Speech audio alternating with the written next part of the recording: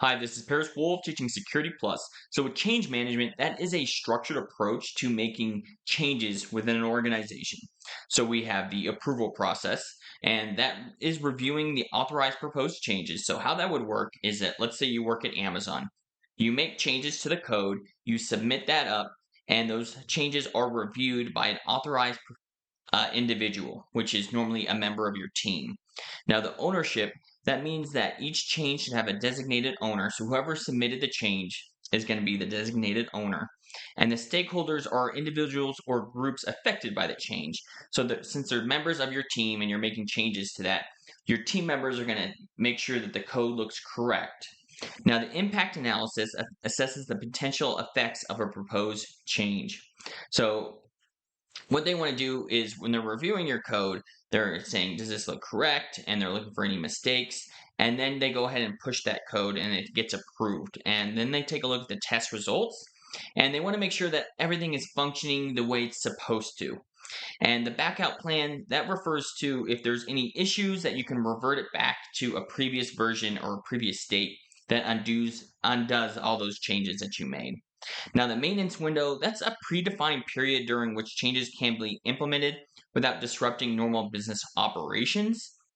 So typically what we like to do is that we would want to make changes in the early morning because if we made changes at nighttime, well, what if something went wrong or something broke? Now you'd be stuck there all night trying to fix those changes versus making those changes early in the morning. Those are just your normal work hours.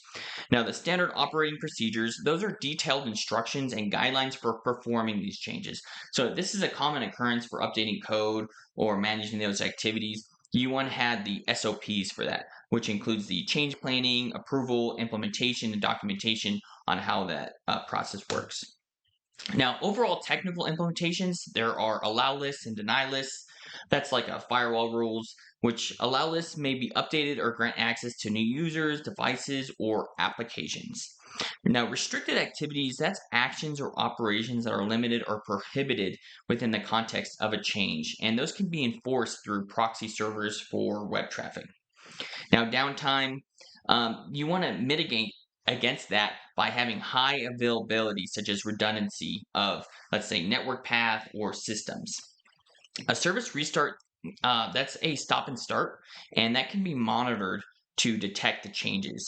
You could be alerted in the sign, the System Information Event Manager. That's where all logs gather into one place. A application restart, that's just referring to a program within a graphical user interface and you're restarting that application. Legacy applications, that is referring to an outdated program and it's no longer supported with updates. They call that end of life, and that's not good because if it's no longer supported with updates, then it has vulnerabilities for security issues and people will always be able to use those same security vulnerabilities to get into that system. Now, dependencies, that's when you have relationships between different components or resources that are required for a system or application to function properly. And so, let's say you have a set of code and it is going to call on a certain library. Well, it needs to be able to have access to that other area. Otherwise, it won't work because they're dependent on each other. Now, documentation. So, when you're updating diagrams or policies and procedures, you want to have excellent change management documentation. So, what you would want to do is here's an example of what the office looks like. So, here's the door, and then you have everything labeled. You have 1A, 1B, 1C, 1D, and these are all the server racks. Then we open up 1A, and then you have this router here, and then you have this SSD card, the DNS server, the UPS, and you want to have everything detailed out on your documentation.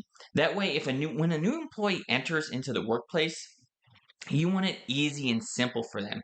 So they can just automatically start getting working on the job and have as little downtime as possible.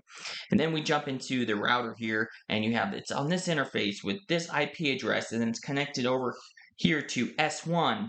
And then S1 is this like end device computer, and so everything is just labeled out for your change management documentation. Now, version control, that's referring to a system that manages changes to the documents, code, or any other collection of files over time. So you might have like version 1, and then you make an update to, let's say, the website. And then now that's considered version 2. If anything breaks, you could revert back to version 1.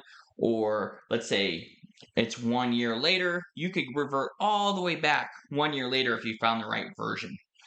So it allows multiple users to be able to collaborate on these projects and then track the modifications because you can see the differences between they made between each version.